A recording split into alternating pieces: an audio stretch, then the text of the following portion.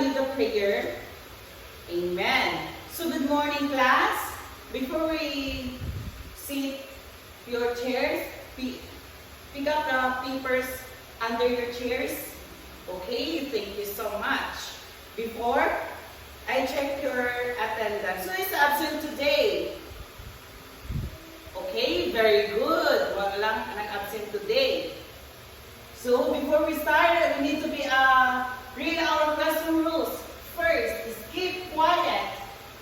Listen carefully, sit properly, and raise your hand if you want to answer. And don't answer in the chorus. Okay. You can see this picture. It's a building. So what happened to buildings? It's na crash. Very good, Jay. So what happened the other house? Is a burning, crack, or something shaking in the ground? Okay. The next is what happened to the ground? Okay. Very good, generous. The ground is cracking or not crack. It's because of air. Okay. Now, our topic is all about how do you guess our topic today? It's about very good. It's about earthquake. What is our objective today is define what is earthquake is and explain how it occurs. Second, identify the effects of the earthquakes. Third is demonstrate safety measures before, during, and after an earthquake. So, what is earthquake? Earthquake is what happens when two blocks of earth suddenly slip past from another. So, ang earthquake, nag-move siya in the one split, which is the two blocks, is a sudden, the fault or the fault plane. The surface where they slip is called the fault or the fault plane. The location below the Earth's surface where the earthquake starts is called the epicenter, and the location directly above it on the surface of the Earth is called the epicenter. Like this one, if the fault of the fault plane is from the epicenter is ganito yung ano call this? Ayan pagkagalaw, meron kong up and down, and shake siya, balod-balod, what's called balod. So that's the earthquake of, gikan siya sa inner core to the epicenter. So ang mantle niya is our ground.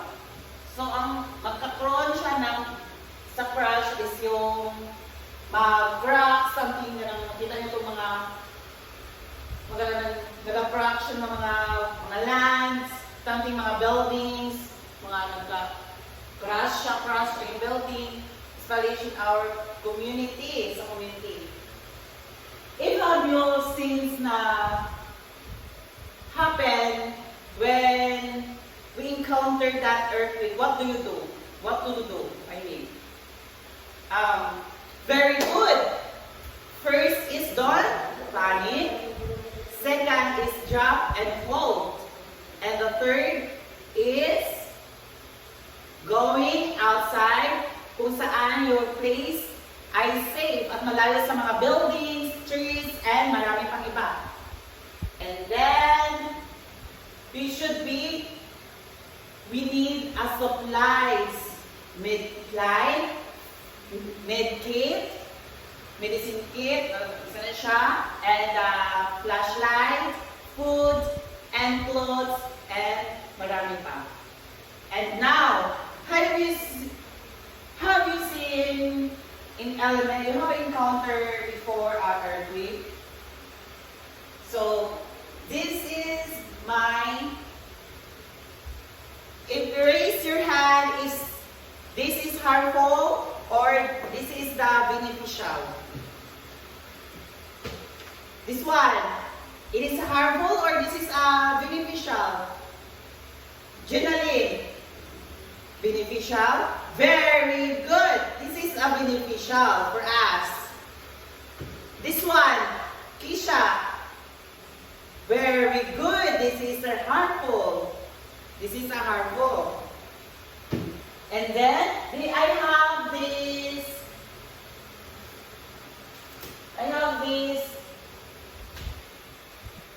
Giving the quiz if you have a knowledge of our topic today.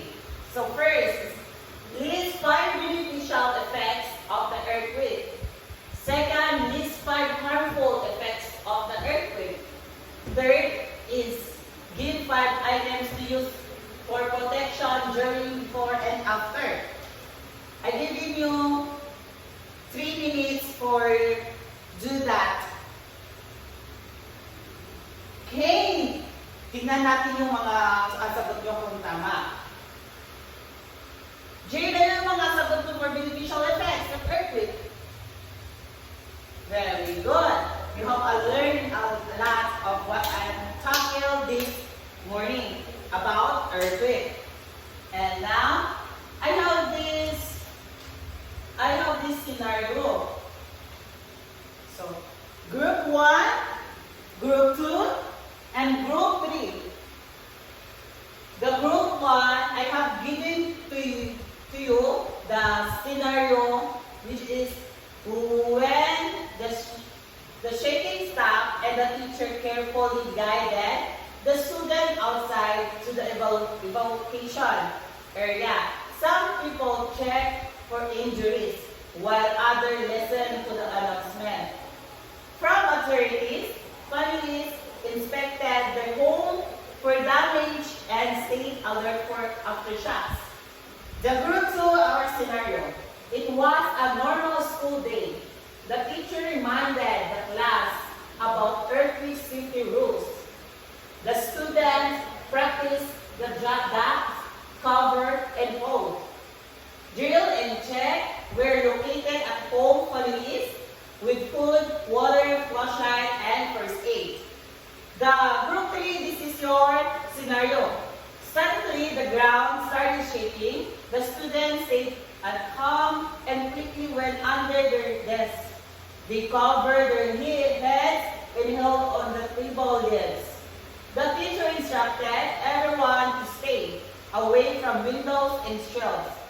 Outside people moved to open areas away from building and electric posts. Okay, class, I give you 5 minutes. I have this criteria. I give you your criteria for your role play. This one. Wait.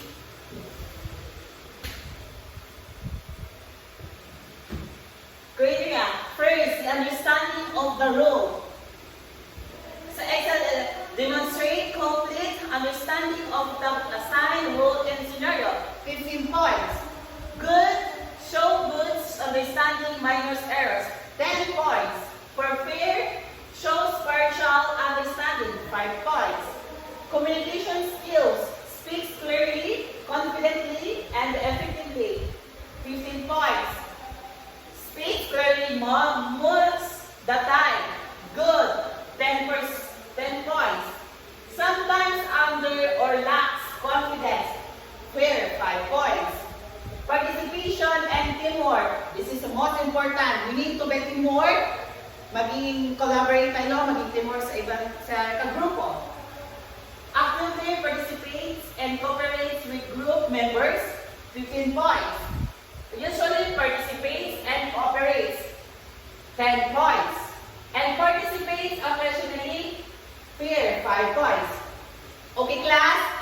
Do it your group. I give you 5 minutes to do your activity now. Start time now.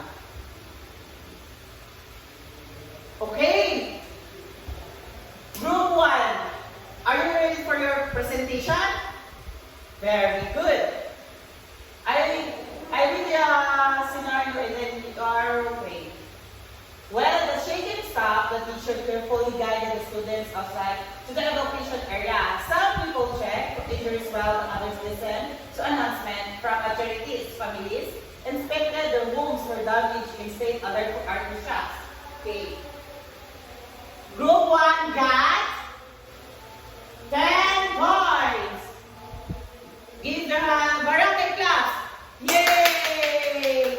Very good, group 1. And we proceed to our group 2. The group 2 scenario, tingnan natin kung naka-align ba yung routing nila sa ating given scenario. It was a normal school day. The teacher reminded the class about earthquake safety rules. The student practiced the dog cover and hold. Just in shape well located at home, families with food, water, flashlight, and first aid. Group 2 got 15 points, 16 points rather, 16 points. Bigyan natin na ng Aquino Club. 1, 2, 3. 1, 2, 3. Ha, ha, ha, ha. Very good, very good. Okay. Next is the group 3. This is your scenario. Silent ground started shaking. The students stay calm. Quickly went under desk. They covered their heads and held on the table legs. The teacher instructed everyone to stay away from windows and shelves. Outside, we were moved to open areas away from buildings and electric poles. Group 3 got 17 points. Bigyan natin ng mosquito club. 1 mosquito, 2 mosquito, many mosquito. Very good class. And now, I am giving to you is this assignment. This is for your assignment. Ask them to research about famous earthquake in history. Second, write a short reflection. How can we stay safe during earthquakes? So, I hope, mga children, you have learned for this morning. I hope marami kang natutunan sa mga sinasabi natin dito sa harap. At sana ma-apply nyo ang aking mga tackle ngayong umaga. Pag meron ng mga sakuna, you know na kung paano na ang gagawin, paano gagawin kung meron na earthquake.